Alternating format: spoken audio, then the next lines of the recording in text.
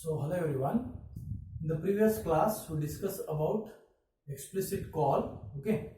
So today we will discuss about the implicit call and also the third method using the assignment operator. Okay. First we will see the implicit call, that is with your constructor. Okay. So in the implicit call, it means that the declaration of the object, okay, whatever the declaration of the object is followed by the argument list. Okay, it should followed by the argument list in the parenthesis. Okay, so what is the implicit call? Is an implicit call, okay, which means the declaration of the object, means the declaration of the object, whatever the object you will declare. Okay, so that object is followed by argument. Object is followed by argument. Okay, it should have the argument list, okay, enclosed in the parenthesis. Argument list enclosed in the parenthesis. Okay, this is the implicit call, which having the declaration of the object, which consists of the argument list, which should be enclosed in the parenthesis. So when you go to the example, for the programming example, if I write a simple example for this, first we will declare the header files. Okay, first we will declare the header files #include iostream.h, #include iomanipulation.h.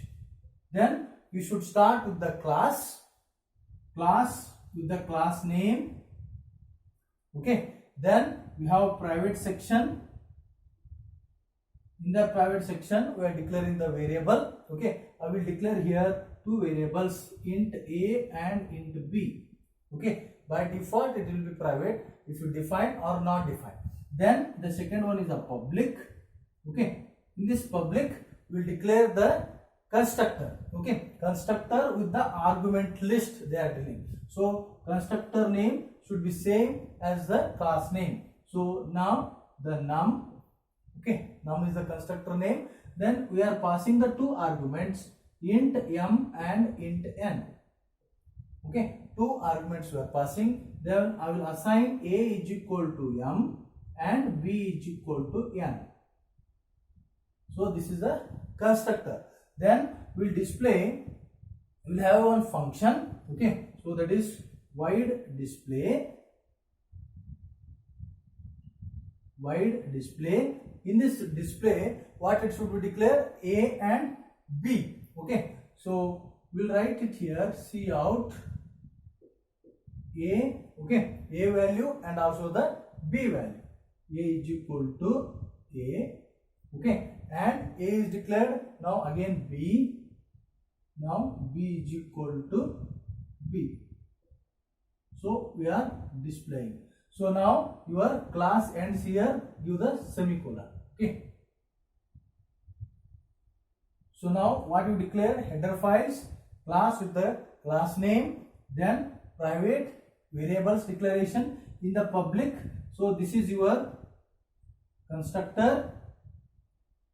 Okay. So constructor with the argument list. Then you are having one function. Display is a function which will give the a and b value. Then in the main function, void main in the main function, what we should declare? The constructor which is having the passing the argument. So num is the constructor name. Will create an object. Then object 1 obj1. Then we have passing the two values, that is 10 and 20. We will create another object, that is obj2. We will pass the again two values 40 and 50. Okay, then we'll call the what? Display function. That is object1 dot display, then object2 dot display. So these two functions are called. Then what will happen? These two, close the brace. Okay, what will the output comes when the object1 is executed? So object1 values are printing a is equal to 10 and b is equal to 20. When object2 will be called, then what is the value will print? A is equal to 40 and b is equal to 50. Okay, so this is how we should write the implicit call, which is having the argument list, which is enclosed in the parenthesis. First we will declare the header files, then the class with the class name, then the private section. In the public section we will create a constructor which is same name as the class name with the argument list, then one display function. Then in the main function you have to pass the arguments, means the values, which creating of the objects. Okay, and also call the function, that is display. Automatically the values will be printed. That is what the implicit call. Okay, then so in the previous class we discussed about explicit call. This is the implicit call, that is the second method, and there is a third one, as I told you, using the assignment operator. Okay, so that is initialization. You have to initialize using the assignment operator. So initialization of the objects, that is the third one. Initialization. Okay, so whatever the you have to initialization of objects. Okay, so here remember you have to use what? Assignment operator. Objects, whatever the during the declaration. Okay, objects during declaration with assignment operator.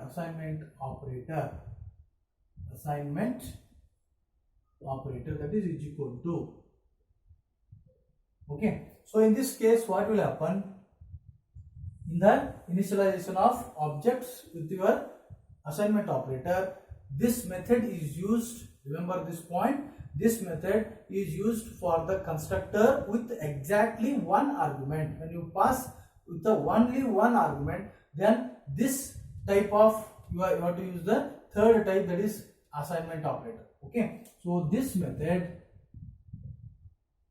when you have to use this method is used for the constructor,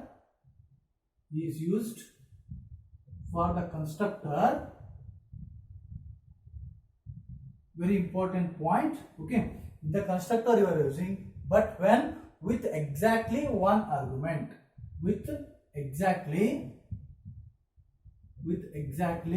one argument, it should have only one argument, then this third type you can use. And another point, in this method declaration is followed by the assignment operator, because you are using the assignment operator. Okay, so in this method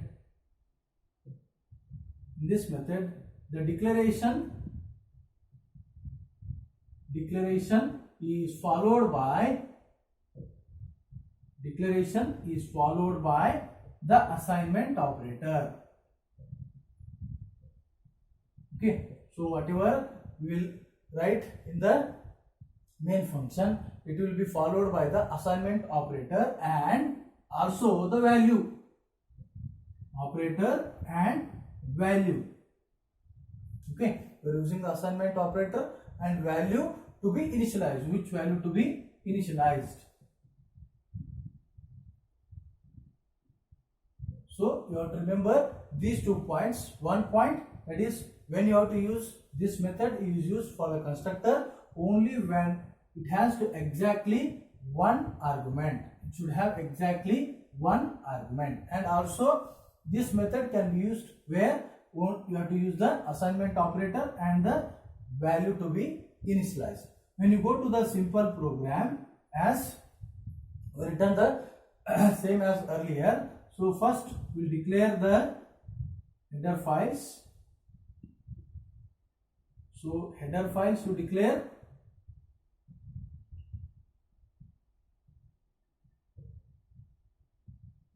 Okay. Next we declare the class, that is with the class num. Okay. Class and class name. In the private, again I will declare one variable int a. Okay. Again in the public we are writing what? Constructor. So here what it should have, constructor, it should have only one argument. So constructor, same name as a class name, and one argument should be passed. Only one argument. Then that will be declared, that is a is equal to m. So this is the constructor. So this is the constructor which is having passing only what? One argument. Then display, what you display? Only one, that is your a. Okay. Cout a. Close this. Okay. Then in the main function we have a main function void main. I will write it here this side. In the main function we will create the what? Object. Again object1 is equal to, okay, only one argument we are passing, so value to be initialized, and only one value is initialized for the object1, and num will create another object, object2, value will be initialized for the object2. Then you have to print. So when you write the cout, okay, when you write the cout statement, so cout, that is the object1 is equal to object1. So that is object1 we are creating. Object1 is equal to, then cout object2 is equal to, then call that display function with the object1, object1 dot display. Here the assignment operator you are using, then object2 dot display. Close the brace. Okay, so don't confuse, this is for the function void display, and what you written is the main function. Okay, in the main function we will call the constructor with the object and the argument, that is one argument, so one value you are passing. We will have another constructor same with the object and also the value. So these two value will be printed when you call the display function in the main. Okay, so what is the output comes? So output will be a is equal to 100, then again a is equal to 200. This is the output for this program. So this is how you have to use the initialization of the object when you have assignment operator. But remember, we should use only when it should use the constructor, it should have only one argument. Okay, exactly one argument. If it is more than one argument, then you have to go for another method. So today this is the implicit call we learned, and the second method we learned about the using the assignment operator. Okay, in the next class we will discuss about the third type, that is the copy constructor. So in the first we discussed about the default constructor without any argument. Second one, parameterized constructor. So parameterized constructors can be with the three. One is explicit call, implicit call, and also with the assignment operator. So you should have arguments, that's why it is called parameterized. Okay, then third one is the copy constructor. We will discuss in the next class. Okay, thank you very much.